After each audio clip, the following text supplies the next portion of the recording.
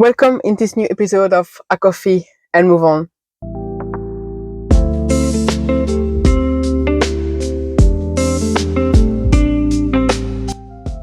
In this episode, I want to talk about how difficult it can be to heal from a trauma. So because everyone thinks that is so easy, that you literally go to therapy, that you talk about your problems, and then by miracle everything gets better, and then by miracle everything gets easier. And it's actually so the opposite. As you may know, if you watch maybe the few episodes before it, I talked a few times about how long I've been seeing my therapist. I think it's been almost 2 years now that I'm seeing her. Close to 2 years, yeah, for sure. It's been probably the most difficult journey I ever been through. It started like all easy and fine, you kind of talk about your problem, why you're there, what's going on, and you kind of work around it and you work on it and you kind of realize a lot of things about yourself. But then every time there's some step back, every time you do one step forward, you may easily in a week do 10 step back. It starts easy, but then every time there's something going on and you just you feel like you're destroying all your progress. Sometimes for a couple of months you may be really good and really work on your problem and really work on what you want to work on, and out of nowhere something happened and you just end up talking about the thing that's going on and you end up not talking about what you really want to work on. For example, I really want to work on my over exercising and my eating issues. That's something I really want to work on, but some weeks I'm gonna have issues in my personal life, and then that's all I'm gonna talk about. All the rest that it is over-exercising, like the control that I'm having and everything, that's gonna be like put on the side, and all I'm gonna talk about is what's going on in my personal life, and that's gonna be that for 2 weeks. And you feel when that happen that you are kind of wasting money, that you could talk to a friend about it, that it will be cheaper and easier to just go to a friend, like, listen, that's going on in my life, can you help me, or whatever.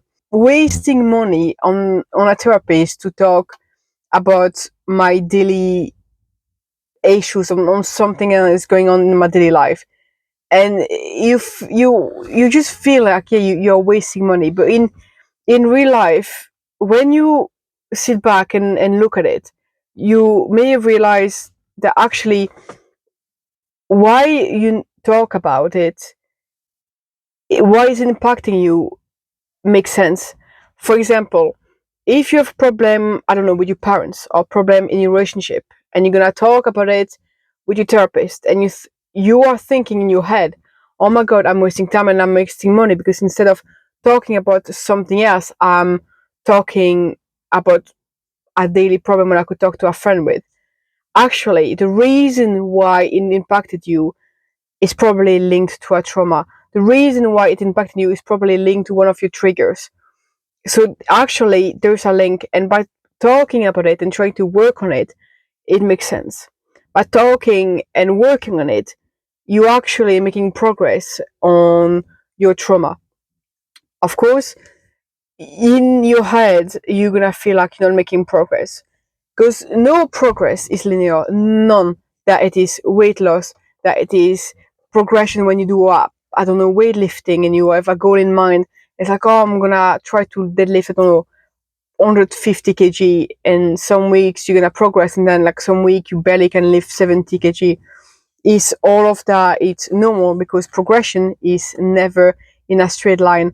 Progression is always like that all the time.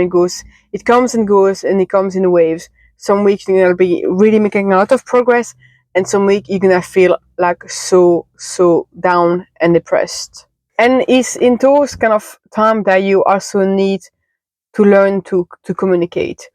I know, for example, I struggle a lot with control, and for a long time I didn't realize how much it impacted me. And every time I go to a session to talk about control and to talk about the way it makes me feel, I'm feeling that I'm not making any progress, and actually mentally I'm getting worse. Mentally I feel broken, mentally I feel sad, mentally I feel down, mentally I feel like nothing makes sense in my life, and I can't even pinpoint what's making me so down and so sad. After that, I sit down on it and with my therapist, and I try to explain what I'm feeling, try to explain how I am feeling.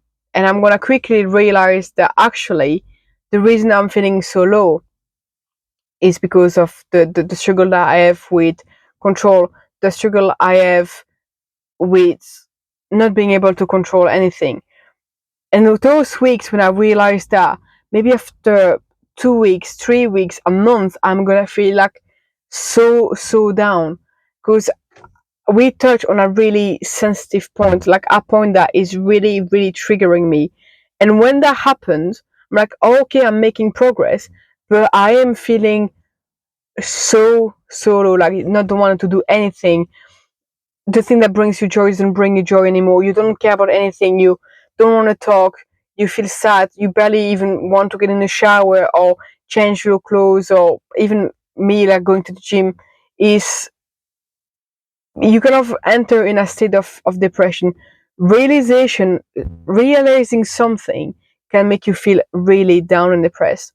And it's also difficult for the people around you. It's not only difficult for you, it's also difficult for the people around you that are also suffering with you, because they see you really down and they see you really struggling. And it's like, what can I do to help? Why are you going to therapy? And you, if that makes you even feel even worse than when you started, you need to try then to explain that actually therapy is helping, but it's a really slow and difficult process. Because triggers, when a therapist is, like in massage, we have, when I do a sport massage, and that someone is coming and I can find a trigger point. So when I press on a point, it hurts like hell. It's really hurting, and you can see all the nerve around it twitching like a Christmas tree. And it's kind of what a therapist is doing, but with the brain and the mind. It is finding a spot and then pressing on it, and it hurts like hell. And they know it hurts, and they keep pushing on it because they know that if they keep pushing on it, it's gonna get better. Therapy is exactly that. It's finding the point of hurt and going for it. And they know that it's gonna impact you for a couple of weeks, and then you're gonna feel really down after it. But they are trying to help by doing that, because they know themselves that if they go therapists, they went through some struggles as well, and they know the process to get better, and they know that the process to get better is actually really painful and really difficult. It's not an enjoyable process. You feel like you are spending money to suffer, but it's the same when you go to a massage therapist. You're probably gonna spend money to not have always an enjoyable time. You're probably gonna suffer to recover. It's making people around us understand that everything has a purpose. That if they're a good therapist, they know the job, and if they're a good therapist, they know what they're doing. And you need, you as the client or the patient, to trust them, to say, to communicate as well with them on what is going on in your head and your mind, and not being scared to communicate with them. There's have been a few times where we plan a session, a weekly session, and I'm also like, okay, I'm starting to get better, and I'm gonna drop down to twice a month instead of like once every week. I get mid week, and I just feel like so bad, so low, so depressed.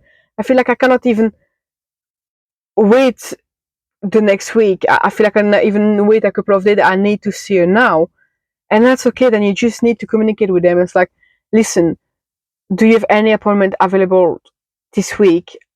I need it. I don't feel well. I need you, and it's okay. It's the relationship between you and your therapist can need to be really trusty.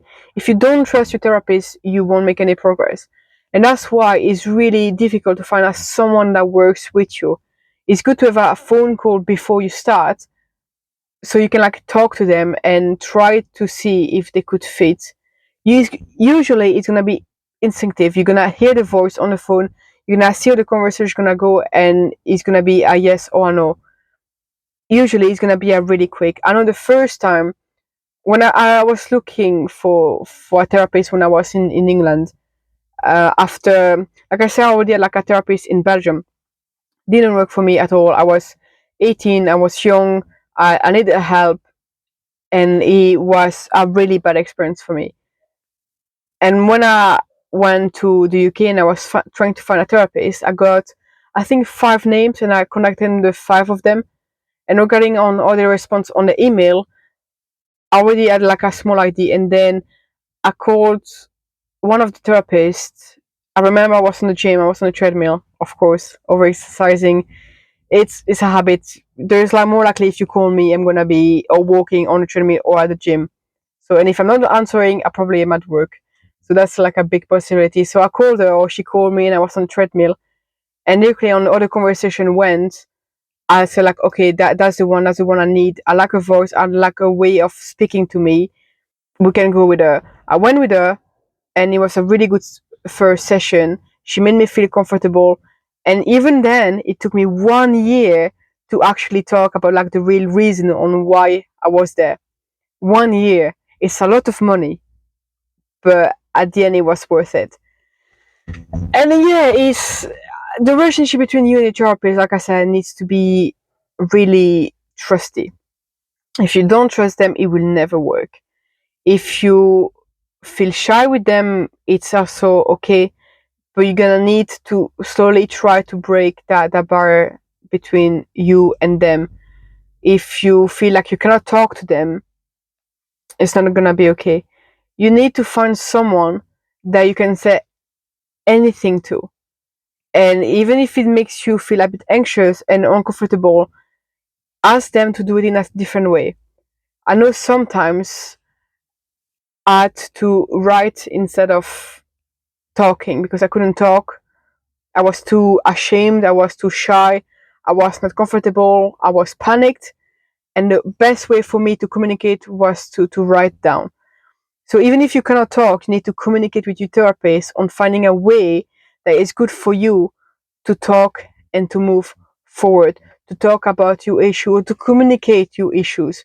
Can be even like sending a text, saying like, okay, listen, I'm gonna send you an email or send you a text after the session, and you can read it at your time when I'm not there, and we can talk about it like next session. It can be writing in front of her.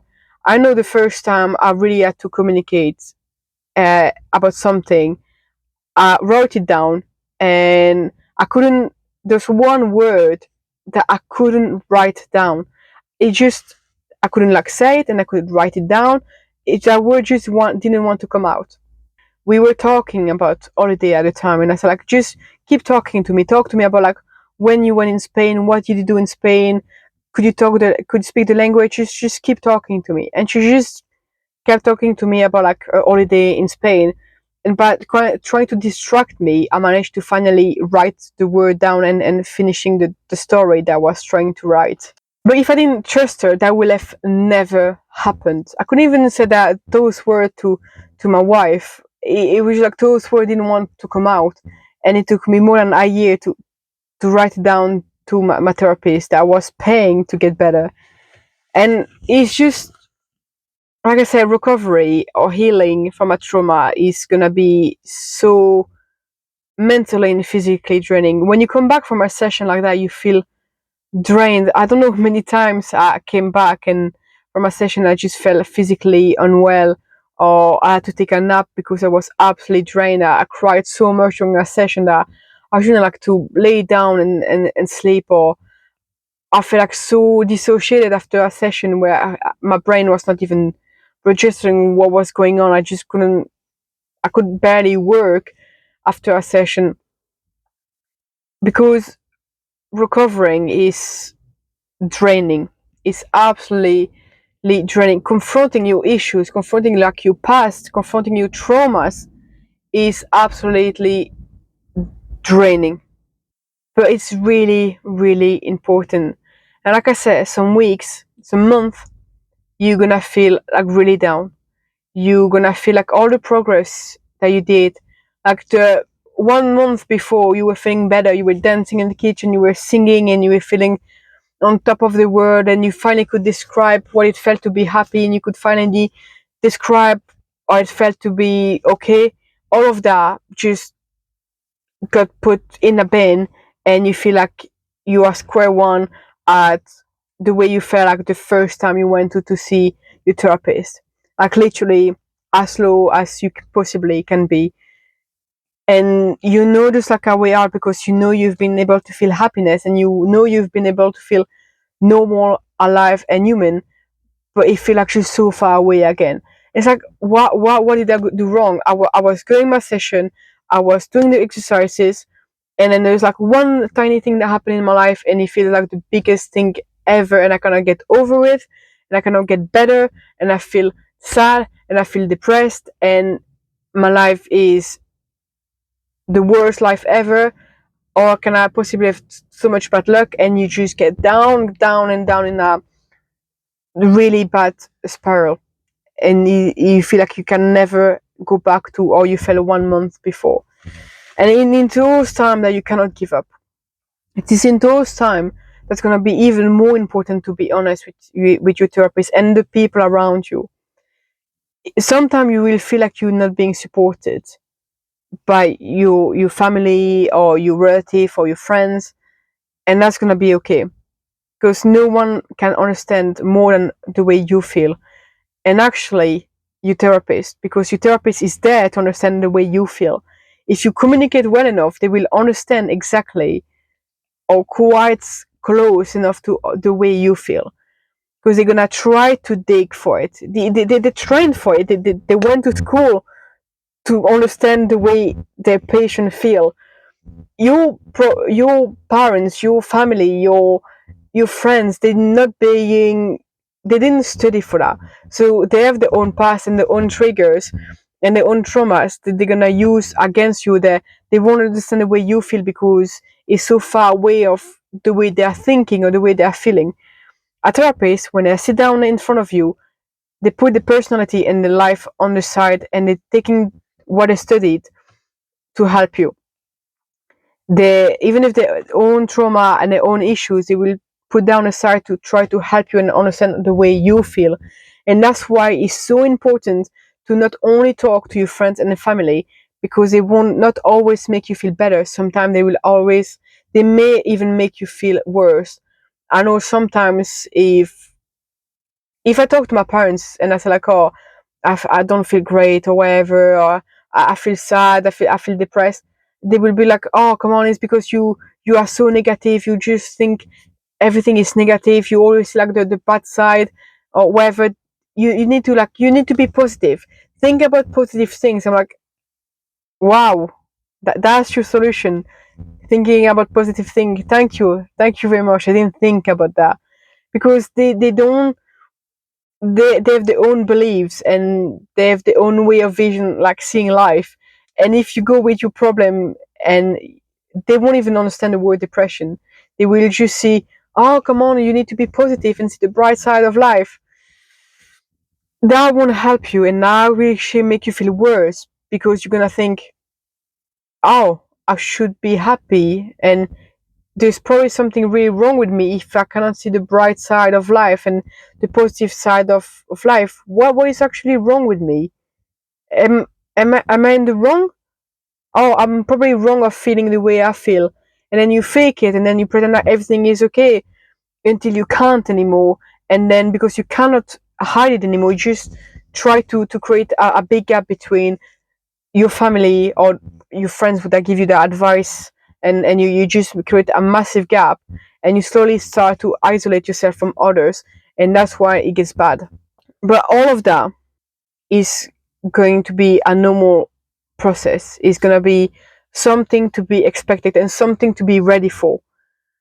And I know I got a note in my phone that I keep wanting to send my therapist, and I can't send it. I cannot get myself to send it because I'm still in that phase of shyness and fear of disturbing and fear of annoying people, because my trauma are still not fully fixed. I still have a big journey in front of me. I still have probably years of therapy left before I can fix everything, or and feel better and feel like I don't have like massive gaps and then big high and then massive down and big highs. So it's a long journey. It's a really, really long journey. And trust me, I've been seeing my therapist for 2 years, and I still have ups and downs. I still have sometimes like I feel like it will never be endless. Like it will never get better. Like I will never get fixed. Like those trauma will always impact me. Like those trauma will always dictate in my life. I don't believe in it, but I know my therapist keeps saying to me, I know you don't, but I do. I have faith in you. I have faith in the process. I have faith I can get better. And you need to try to listen, to sit down, to listen, and try to trust others.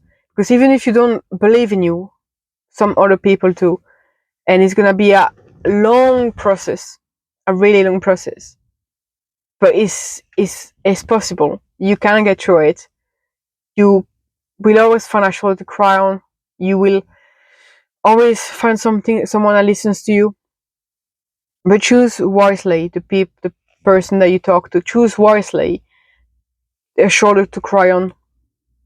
Choose wisely your therapist and your person of trust and your safe place.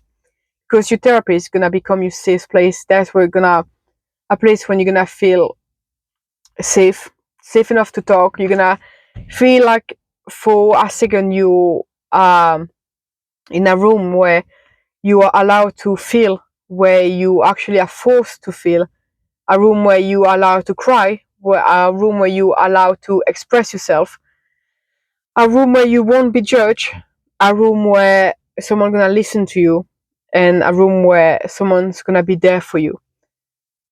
And when you get out of the room, you can go back to your own life. But when you're in the room, you are in a safe place where you can just be yourself.